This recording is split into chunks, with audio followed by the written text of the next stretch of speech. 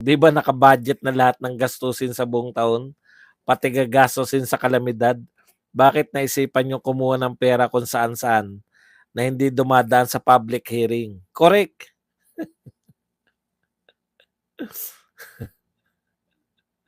Eh, di ano mangyayari sa Pilipinas sa ganitong kalakaran? Ang mangyayari po sa Pilipinas, mababaon tayo sa utang dahil lagi tayong deficit, mauubos po yung asset natin. Yan lang naman po pagkukunan yan, eh, taxes, utang, benta ng asset. Kung tayo po ay laging negative, negative po yung ating, deficit po tayo lagi sa pagba-budget, uutang tayo, mababaon tayo sa utang, mauubos yung ating asset. 'Pag wala na magpautang sa'tin, tataasan ng mga tax. Na-invest na dito sa Europe ang pera ng Pinas ng pamilya ni Marcos. In fairness kay Alice Go, nabasura na po yung citizenship issue niya sa Pasig. Filipino citizen, foundling ang status niya kaya considered Filipino siya. O yan pong foundling para po si Grace po. Garapala na talaga tong BBM admin, dapat garapala na rin gamitin natin. Sumama sa January 13. Opo, sasama po kami sa inyo. Sa mga iglesia ni Cristo, pasama po. Huwag nyo kami itataboy. Sir Badong, wala na si ex-US President Jimmy Carter. Nakaidaran lang ni Manong Johnny. Pumanaw na. Hindi kasi kayo nagsasaluyot eh. Yari tayo sa superinflation next year. Unang tanong, bakit inilipat? Anong purpose? Nananahimik yung pera doon, bakit ililipat kung inilipat ba o ginasta na? Kaya yung mga katwiran nila, yung mga ano lang po, no? Pinipiloso po lang tayo. Hindi naman budget ang siniro. Ang tawag mo, kahit ba ano tawag mo riyan. Dapat po bang kunin ng pera sa bangko? Hindi naman. Hindi naman. Dapat mamaya ma-hold up. Napornada pa kayo. Pagkakamali ni Tulfo, nag-renew. Alam naman niya may background check. Grace Pauling. Grace. Si Grace po. Ruru, susunod na daw si Manong Johnny Sunir. Magiging parang Sri Lanka at Burma ang Pinas. May pending kaso sa unang asawa yan, si Rafi. Hindi po si Erwin po yung tinatalakay natin. Comelec Chair Garcia, baka naman po si Erwin Noti. Starting January 1, tataas daw SSS contribution. Ngayon. Ito tanong sa inyo, mga kamoteng nagtatanggol. Hindi ba tataas yung SSS nyo? Hindi ba kayo kasama sa maapektuhan? Panay tanggol nyo kay Marcos ha. Diversion na naman gagawin nila BBM para hindi mausisa kung saan din nila pera ng bayan. Opo, kasi alam nyo, totoo lang, sikat po mga vlogger eh. Pag sinalang po yung mga vlogger dyan, ako hindi ako masasalang dahil hindi ako sikat eh. Pag sinalang po yung mga vlogger dyan, siyempre marami manunood na naman. Tawa ko ng tawa sa pseudonym ni Erwin Tulfo, Eric Sylvester. Oo nga eh. Di ba Eric, ano yun? Pambabae yun. Siya Sanpay. Kailan po tayo kikilos pag huli na ang lahat, sir? Kilos na nga kami ng kilos. Hindi nyo ba kami nakikita sa EDSA? Kahit saan na lang nga, kumikilos ko. Ako po, eto, ire-real to ko lang kayo ha. Hindi nyo na po ako masisingil dyan eh. Iika-ika na nga ako. Naroon ako sa EDSA, naroon ako sa may veterans, nariyan ako sa ano tag dyan? Liwasang Bonifacio. Hindi nyo na po hindi nyo na po kami matatanong kailan tayo kikilos. Kayo po, malamang hindi kayo sumasama kaya kayo nagtatanong ng kailan kikilos. Alam niyo po, hindi naman po kami nagtatampo, wala po, kasi masaya, eh. Masaya naman 'pag nagpupunta kayo sa mga event. Event na lang ang tawag. Masaya pong sumama sa mga rally kasi nakakapagbuhos ka ng mga sama ng loob mo, eh. Pero wala na po yang mga isahang araw, wala po yan. Matagal po 'to. Build up po yung nangyayari, build up. Kaya wag na po yung kailan tayo kikilos. Matagal na po kaming kumikilos. Kayo ang kailan. Nakakarating na nga sa bundok, Kuya Bans. Buti tinigilan na kayo ng intriga dito, Sir Buds. Natakot sila sa banta mo na tirahin mo yung kandidato nila kung hindi sila titigil. Iba naman vlogger yan, tinatrabaho nila. Wala namang kinalaman kasi yung vlogger nila, eh. Ay yung kandidato nila sa mga pinagagawaan nila, eh. Boss Buds, dapat BBM vlogger din para patas. Wala pa naman pong iniimbita. Malamang yan, di naman kami maimbitahan dahil marami pong sikat, eh. Siyempre sila yan. Sila Banat Bay, sila Sasrogano. Maganda rin yung kalagayan na hindi kami sikat. Pero kami yung mga kolentong, eh, di ba? Yung mga pasikat. Kayo mga tatawagin. Diyan family. Ano nangyari sa investigasyon mo sa mga DDS vloggers, boy? 6.4 trillion na naman ang budget, Kuya Buds. Babaha ng pera sa eleksyon. Yan po, eh, election budget yan, eh.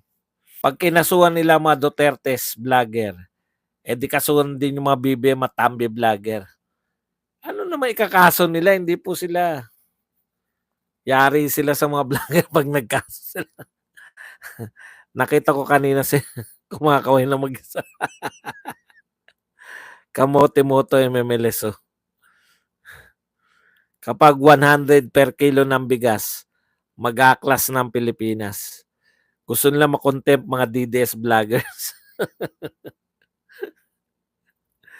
Christian Paul Repalda. Mukhang engot naman niya si Mima. Boss Buds, kapag ba pina-contempt ni Paduano si Coach Jarrett, dapat may dala siyang chin-chan-shoe. Ako pag pinatawag ako, may dala na akong mga ano, eh. Magdadala na ako ng yung mga maintenance ko. Hindi po pwedeng hindi.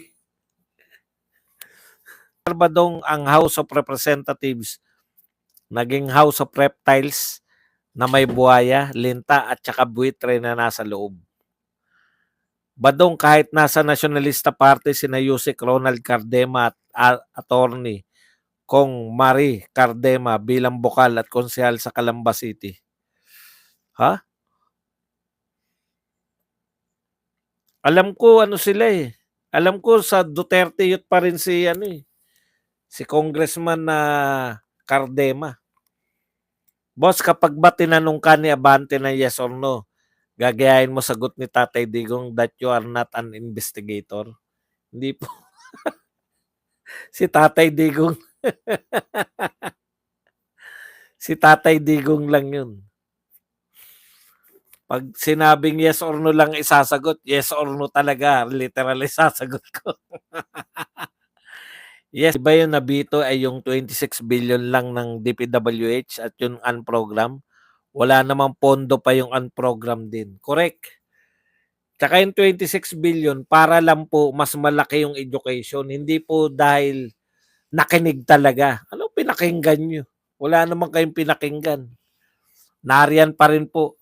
Kung yung akap, sa totoo, kung yung akap, yan, binito yung akap, yan, pwede tayong maniwala na nakinig. Wala namang binito na akap, tuloy pa rin yung akap. Tiyang kabuto, nakakabahala yung ginagawa ni Bangag sa totoo lang. na kumakaway siya mag-isa. Mabutit hindi ko tinuloy yung SSS ko, 2 taon lang ako nagbayad. Tapos tinigil ko na. Kawawang Pilipinas, malapit nang bumagsak ang treasury natin. Dapat hintayin niya yung investigasyon ng drug involvement ng family niya sa korte. Yung mga vloggers, nakuha lang ang balita sa mainstream media. Yung universal pension na pumasa sa Congress hearing, wala na din pondo yun, natangay na sa 62 billion. Boss, sadyain nating magpakontempt pag pinatawag sa HOR, sigaw nating kangaroo court. Meron po akong ihahandang yung opening statement. Opening statement pa lang, makokontempt na ako. Halatang shaky na nga ang financial institution pero ang priority ng korap na gobyerno ay ang akap. Ito nga po yung hamon di ba? Naghamon po ito pong si Shelo Cutie Magno. Sabi ni Shelo Magno, sinasabi nyo na may recipient yung akap. Bakit hindi nyo i-publish? Sino-sino yung mga, o kaya, di ba per district yan, per lugar? Oh. Parang yung COMELEC, putya, lahat nga yung COMELEC, 100,000,000 nga, di ba? 100,000,000 ba yun sa COMELEC? Yung hindi po 100,000,000, yung lahat ng botante. Pwede na po yan ngayon. Lahat po na recipient nyo para yan po ang hamon ni Shelo Cutie Magno. Kung totoo na may nabigyan po yan ng 5,000 yung mga akap, para may independent po na parang yung ginawa ninyo sa Mary Grace Piatos. Una, titignan natin sa PSA kung may tao bang ganyan. Ang akap walang stable economic return sa bansa at lalong walang pandemic. Tanggalin nila at mag-isip ng mas sustainable support sa mahirap, kaya yung supporter ng akap political favor yan. Ito nga po ito po yung problema Kung totoo kayo na para kayo sa ayuda, bakit po yung pinaka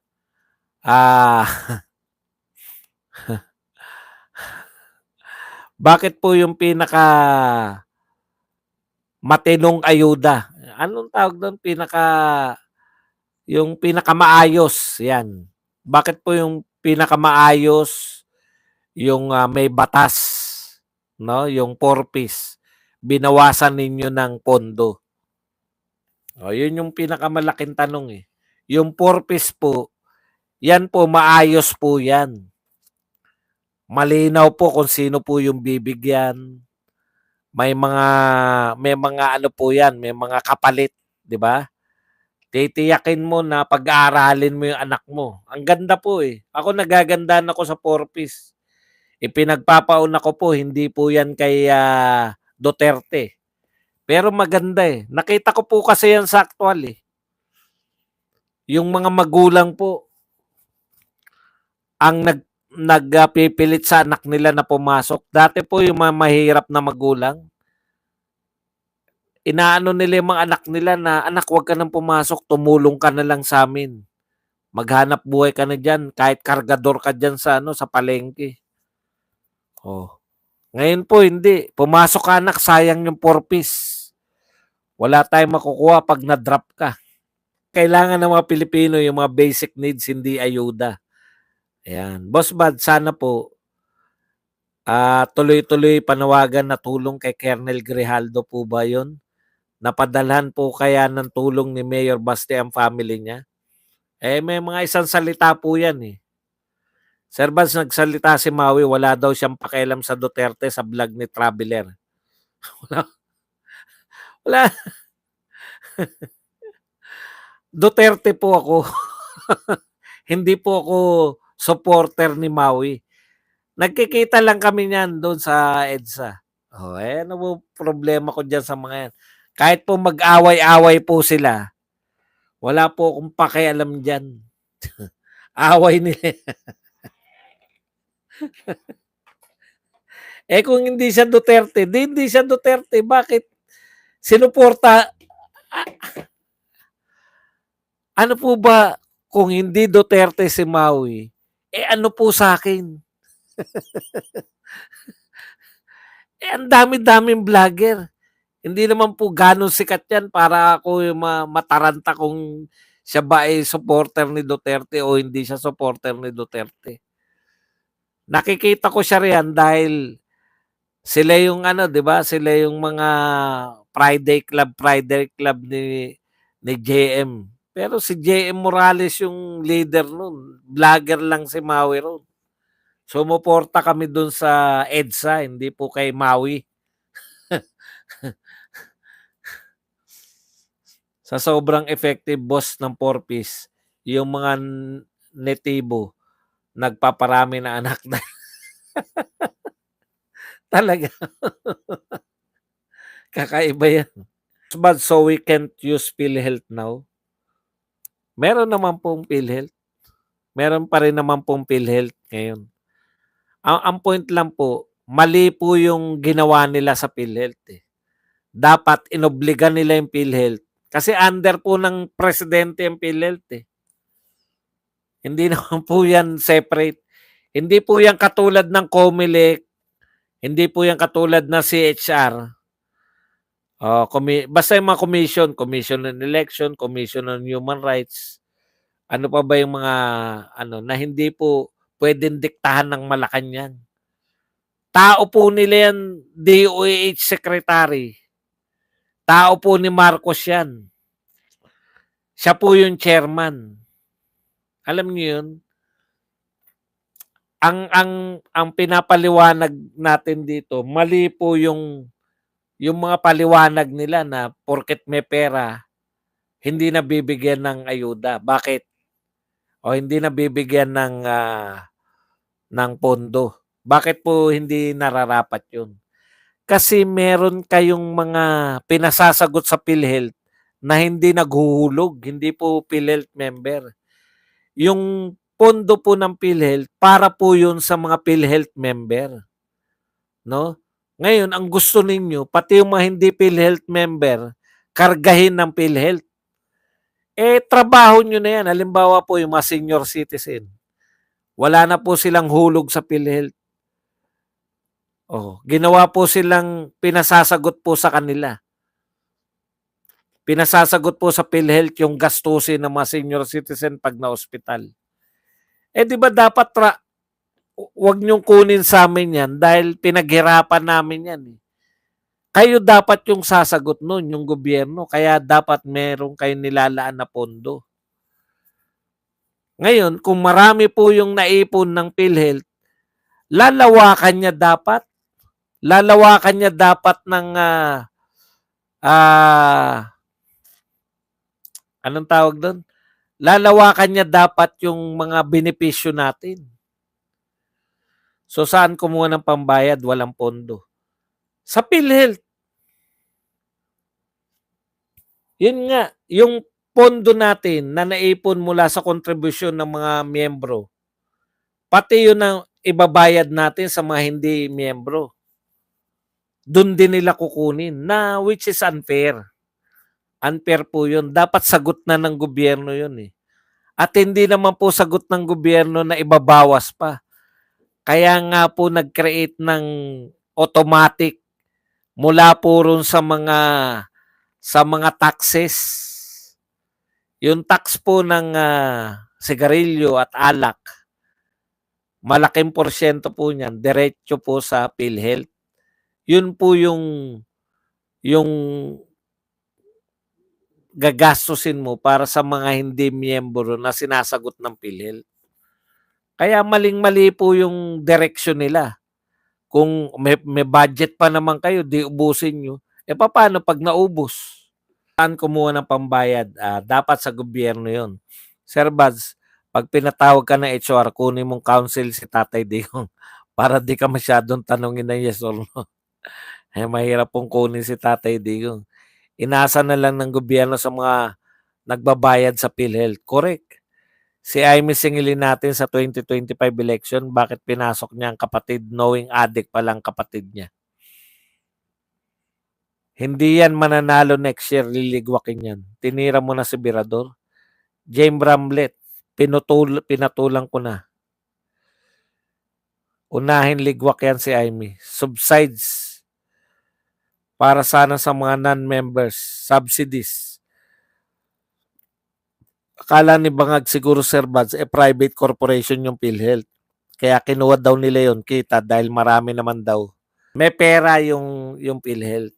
Ayon po sa batas ng PhilHealth, gagamitin mo yan sa PhilHealth member. Paano pag marami na yung pera ng PhilHealth?